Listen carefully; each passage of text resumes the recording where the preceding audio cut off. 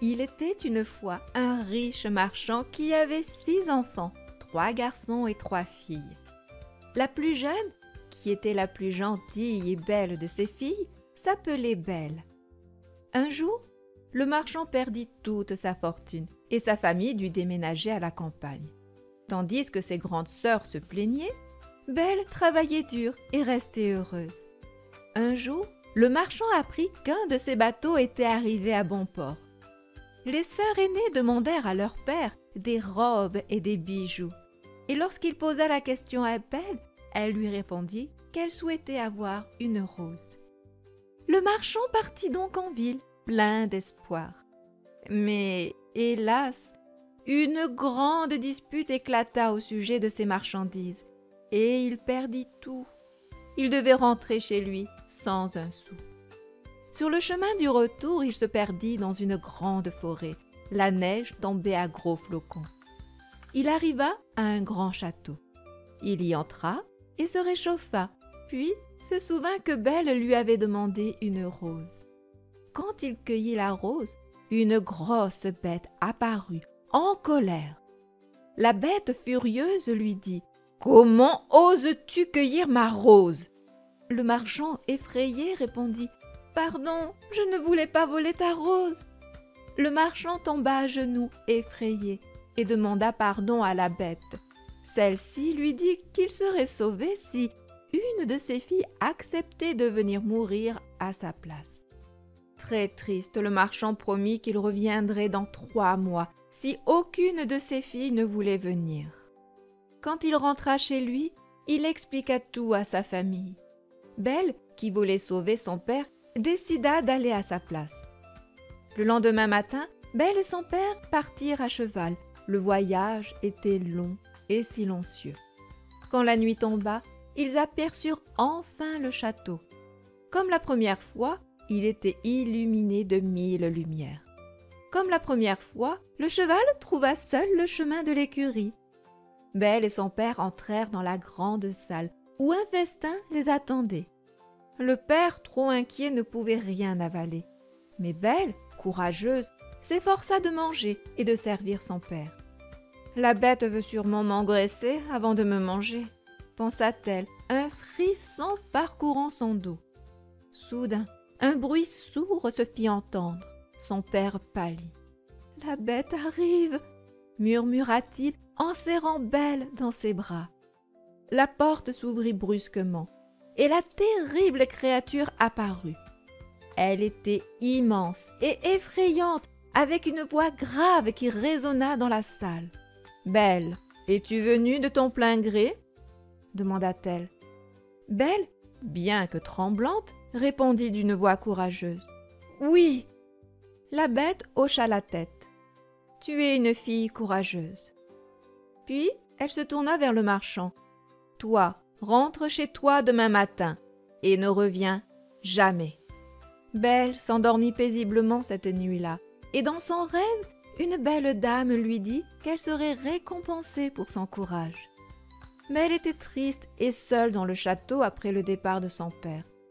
Elle décida de l'explorer et découvrit une chambre magnifique, avec une bibliothèque et même un piano. Là, elle lut un livre magique qui lui permit de voir son père et ses sœurs dans un grand miroir. Elle se sentit un peu mieux, mais restait inquiète. Elle découvrit un festin délicieux et écouta de la musique.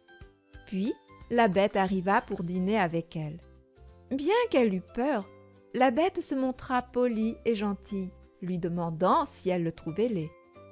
Belle répondit honnêtement. « Vous êtes un peu effrayant, mais je peux voir que vous avez bon cœur. » La bête, touchée par les paroles de Belle, lui demanda de se sentir chez elle dans le château et d'être heureuse. Belle commença à se sentir moins effrayée et elle apprécia de plus en plus la gentillesse de la bête. La bête proposa à Belle de devenir sa femme, mais elle refusa, ce qui attrista beaucoup la créature. Malgré sa peur, Belle commença à s'habituer à la bête qui, bien que d'apparence effrayante, était gentille et honnête. Chaque soir, la bête lui demandait Veux-tu devenir ma femme ?» Mais Belle répondait toujours non. Un jour, Belle lui expliqua que, bien qu'elle tienne beaucoup à lui, elle ne pourrait jamais l'aimer comme une épouse. Les jours passèrent, puis les semaines, puis les mois. Belle s'habitua à sa vie dans le château.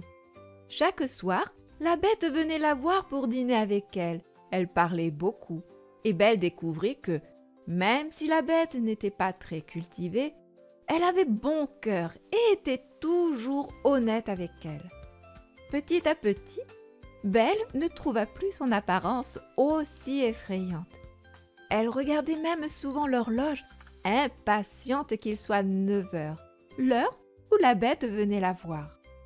Un jour, Belle venait de voir dans son miroir magique que son père était malade, triste de ne plus la voir. La bête lui permit de le revoir, mais elle promit de revenir dans 8 jours.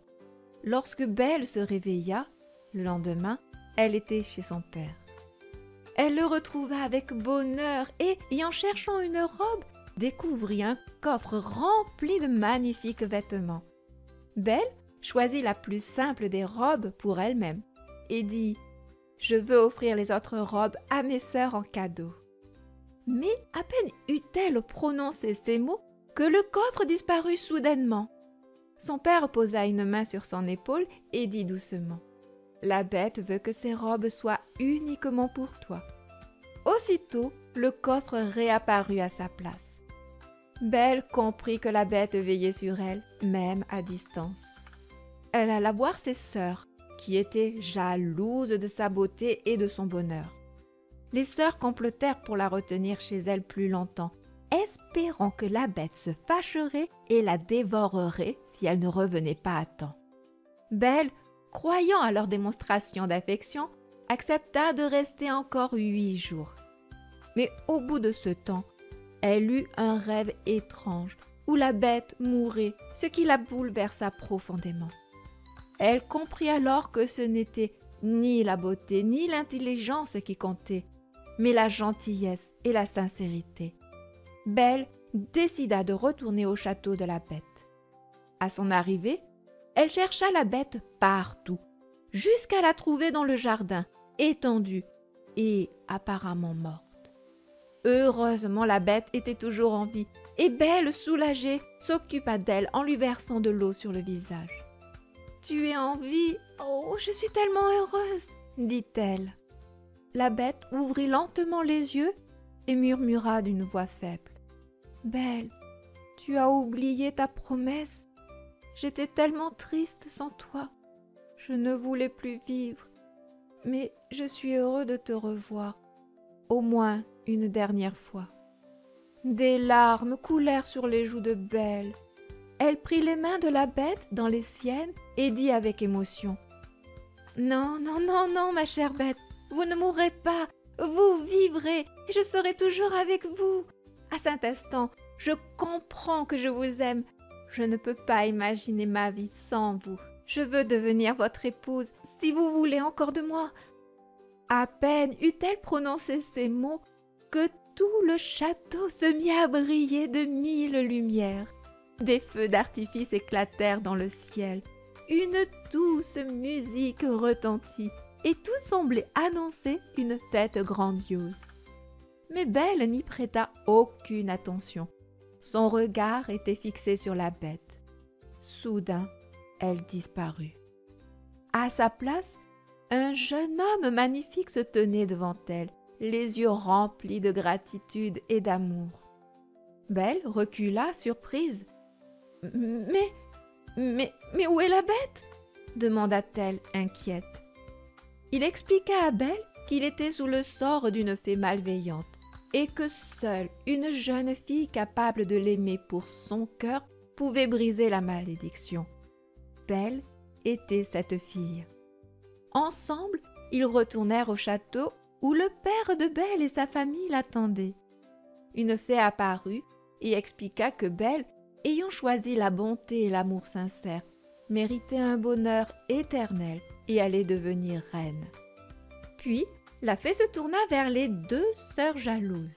« Quant à vous, dit-elle d'une voix sévère, votre cœur est rempli d'envie et de méchanceté. Vous avez voulu faire souffrir Belle au lieu de vous réjouir pour elle.